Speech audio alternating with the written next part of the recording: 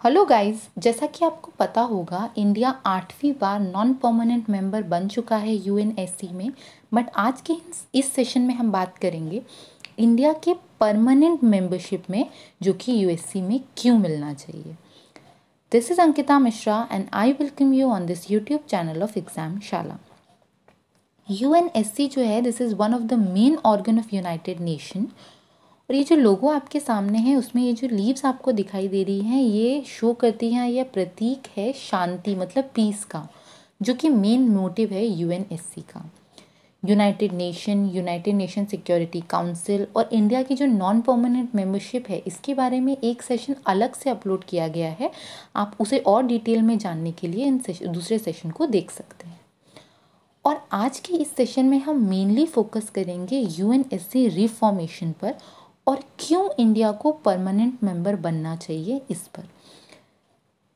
अगर मैं एकदम शॉर्ट में आपको समझाऊं इस सेशन में यूएनएससी क्या है, तो UNSC is consist of 5 permanent member, that is US, China, UK, Russia and France, and 10 non permanent member, जिसमें अभी इंडिया 7वीं बार पहले बन चुका है, 7 बार, 8वीं बार इस बार बना है 2021 से 22 ईयर के लिए।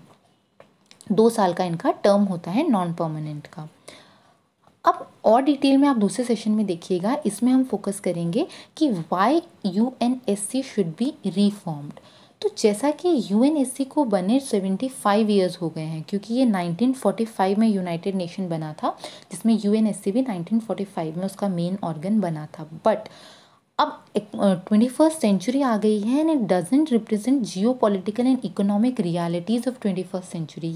ये सारी चीज़ें रियलिटीज़ जो हैं अभी की, वो रिप्रेजेंट नहीं करता। सेकेंड, अगर मैं नेक्स्ट पॉइंट बोलूँ, दैट इज़ अनडेमोक्रेटिक यूएनएससी। जैसे नॉर्थ अमेरिका, यूरोप को छोड़कर जो अदर रीजन्स हैं, जैसे एशिया है, अफ्रीका है, लैटिन अमेरिका है, जो स्मॉल आइलैंड्स हैं, वो या तो अंडर रिप्रेजेंट रह जाते हैं यूएनएससी में, या तो रिप्रेजेंट ही नहीं हो पाते। तो ये एक रीज़न है जिसकी वजह से यूएनएससी में रिफॉर्मेशन मतलब चेंजेस आने चाहिए। नेक्स्ट है लैक ऑफ ग्लोबल गवर्नेंस। जैसे जो ग्लोबल टॉपिक्स हैं, कॉमन्स हैं, जैसे स्पेस है, इंटरनेट है, टेररिज्म है, क्लाइमेट चेंज है, साइबर सिक्योरिटी है, पब्लिक हेल्थ, जो कि अभी कोविड पेंडेमिक की वजह से काफ़ी ज़्यादा इम्पॉर्टेंट है, उसके लिए यूएनएससी में कोई रेगुलेटरी मैकेनिज्म है ही नहीं। तो ये एक one of the main point है because of which it should get reformed.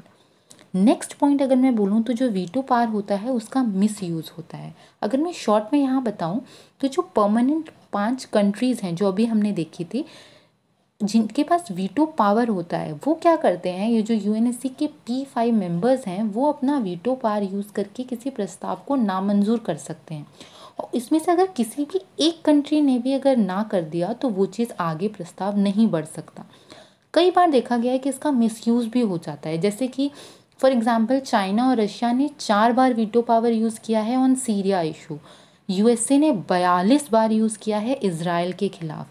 China Taiwan जो है उसको हमेशा से ब्लॉक करता है, और इंडिया हमारे देश को वो परमानेंट मेंबर काफ़ी टाइम से उसके अपोज में है, और वो अपना वीटो पावर यूज़ करके इंडिया को परमानेंट मेंबर नहीं बनने देता। इसलिए जो फॉर्मर यूएन सेक्रेटरी जनरल थे कोफी अन्नान, उन्होंने भी ये कहा था कि जो सिक्योरिटी काउंसिल है उसको रिफॉर्म करना चाहिए। तो ये कुछ मेन रीजंस हैं जिसकी वजह से हम बोल सकते हैं कि यूएनएससी को अब रिफॉर्म कर देना चाहिए, क्योंकि काफ़ी लंबा समय हो चुका है इसे बने, और अब चीज़ें पहले से काफ़ी ज़्यादा और बदल चुकी हैं। आइए अब हम फोकस करते हैं कि इंडिया को परमानेंट मेंबर क्यों बनना चाहिए। The first point is objective criteria. जैसे जितने भी ऑब्जेक्टिव क्राइटेरिया हैं, वो सब इंडिया क्या है, क्वालिफाई करता है। जैसे population, territorial size, GDP, economic potential, civilisation legacy, cultural diversity, political system. तो ये सारे क्राइटेरियाज जो हैं वो इंडिया क्वालिफाई करता है परमानेंट मेंबरशिप बनने के लिए। सेकेंड, अगर मैं बात करूं, जो इंडिया का हिस्टोरिक एसोसिएशन है विद यूनाइटेड नेशन सिस्टम, जैसे इंडिपेंडेंस से पहले और बाद में भी India is highly active participant in all the initiative taken by UN. जैसे सस्टेनेबल डेवलपमेंट गोल हैं, यूएन समिट्स हैं, इन सब में इंडिया ने बहुत अच्छे से यूनाइटेड नेशन के साथ भाग लिया है। India is the largest democracy, हमें पता ही है, and India is one of the largest economies in the world. तो ये एक पॉइंट है जिसको हम नज़रअंदाज नहीं कर सकते।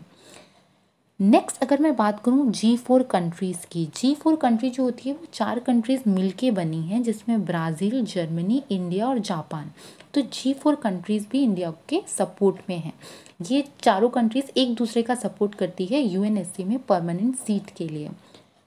और इससे पहले भी India 7 time non permanent member रह चुका है। तो इंडिया को काफ़ी सारे जो वर्क कल्चर हैं, जो काम वहाँ हो रहा है, एक्टिवली पार्टिसिपेंट रहा है यूनाइटेड नेशन के वर्क में। नेक्स्ट अगर मैं बात करूँ तो India intrinsic value and international politics.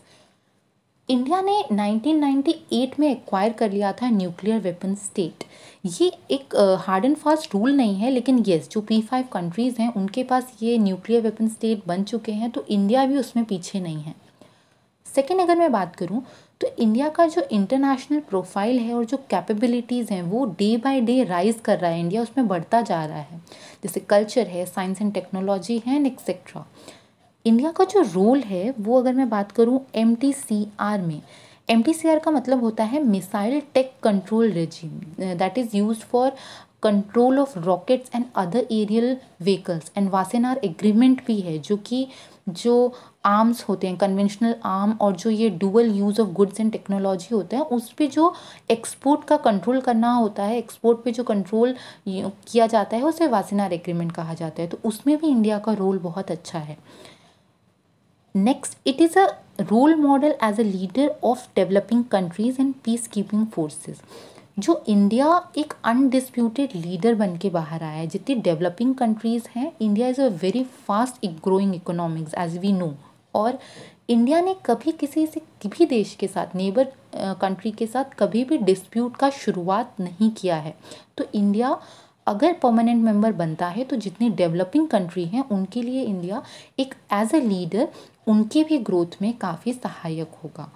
और जो ये पीस कीपर डिप्लॉय किए गए हैं, ये जो P5 कंट्रीज़ के द्वारा किए जाते हैं उनका ट्वाइस डबल जो है वो इंडिया डिप्लॉय करता है। तो ये कुछ इंपॉर्टेंट पॉइंट्स हैं जिसकी वजह से हम कह सकते हैं कि इंडिया को परमानेंट मेंबर बनना चाहिए। लेकिन अगर सारे पॉइंट्स इतने फेवर में हैं तो चैलेंजेस क्या आ रहे हैं जिसकी वजह से अभी तक इंडिया परमानेंट मेंबर नहीं बन पाया? तो उसी के बारे में हम बात करते हैं, दैट इज़ रोड ब्लॉक या challenges why India has not become permanent member in UNSC till now. The first point is India has not signed NPT, मतलब न्यूक्लियर नॉन प्रोलिफरेशन ट्रिटी पे अभी तक साइन नहीं हुआ है। अगर मैं इस ट्रिटी के बारे में आपको शॉर्ट में बताऊं तो इसका मतलब है कि जो न्यूक्लियर वेपन्स और जो रिलेटेड टेक्नोलॉजीज़ हैं उनका प्रोडक्शन और ट्रांसफ़र नहीं कर सकती। पर इस ट्रिटी पे अभी तक इंडिया ने साइन नहीं किया है। इसी में एक पॉइंट आता है CTBT। CTBT का मतलब है comprehensive nuclear test ban treaty. ये ट्रिटी कहती है कि it ban all the nuclear explosion for both civilian and military purpose, दोनों ही पर्पस के लिए ये बैन करता है न्यूक्लियर एक्सप्लोजन को। तो NPT पे और CTBT पे अभी साइन नहीं किया है, तो ये एक रीज़न माना जाता है। नेक्स्ट जो है that is coffee club unity of consensus. ये जो कॉफ़ी क्लब है जिसको इनफॉर्मली निक नेम दिया गया है, ये 1990 में बना था, 40 ऑड कंट्रीज़ ने मिलके बनाया था।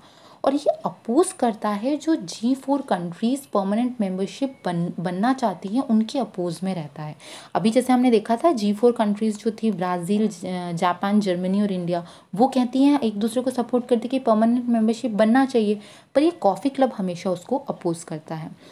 नेक्स्ट, चाइना हमेशा से ही जो वीटो पावर इंडिया के खिलाफ यूज़ कर रहा है, उसको परमानेंट मेंबरशिप नहीं दे रहा है। अगर मैं इस कॉफ़ी क्लब में आपको कुछ एग्जांपल्स दूं पास्ट में हुए, जैसे कि इटली और स्पेन है, ये अपोज करता रहा है जर्मनी के मेंबरशिप में। पाकिस्तान हमेशा से ही अपोज करता है इंडिया को। अर्जेंटीना अगेंस्ट है ब्राज़ील के। ऑस्ट्रेलिया अपोज करता है जापान को। तो ये कुछ देश हैं या कॉफ़ी क्लब के मेंबर्स हैं जो परमानेंट मेंबरशिप G4 कंट्रीज़ को नहीं बनने देते। तो ये एक चैलेंज है। नेक्स्ट अगर हम बात करें कि जो हमारा पुअर परफॉर्मेंस है सोशियो इकोनॉमिक इंडेक्स पे, जैसे ह्यूमन डेवलपमेंट इंडेक्स में, इस पर जो हमारा इंडिया का परफॉर्मेंस है वो काफ़ी अच्छा नहीं है, तो ये एक ड्रॉबैक है। नेक्स्ट अगर मैं बात करूं तो India relies on weaponry imports from US and Russia. जो इंडिया का इंपोर्ट करता है इंडिया अपने वेपनरी उसके लिए, वो यूएस और रशिया पे काफ़ी ज़्यादा निर्भर है। तो ये भी एक पॉइंट कहा जा सकता है जो एक मेन चैलेंज है जो परमानेंट मेंबरशिप के आगे रोड़ा आ रहा है। तो ये कुछ पॉइंट्स थे जो चैलेंजेस हैं, लेकिन अगर इंडिया परमानेंट मेंबरशिप बन जाता है जिसके ज़्यादा पॉइंट्स हमारे पास कंपैरेटिवली चैलेंजेस के कंपैरेटिवली हमारे पास पॉजिटिव पॉइंट ज़्यादा हैं, तो क्या क्या बेनिफिट्स होंगे इंडिया को। The first is responsible stakeholder बन जाएगा, और जो इंटरनेशनल अफेयर्स हैं उसमें इंडिया का जो से है, मतलब जो इंडिया की बात रखी जाएगी वो ज़्यादा स्ट्रांगली रखी जाएगी अगर परमानेंट मेंबरशिप बन जाता है। और जो इंडिया का इंटरेस्ट, इंडिया की भलाई में जितनी भी चीज़ें होंगी जो सेक्रीफाइस नहीं होंगी, तो ये कुछ बेनिफिट्स हैं। Emerging hegemony and serve as an equaliser, इसका मतलब होता है नेतृत्व।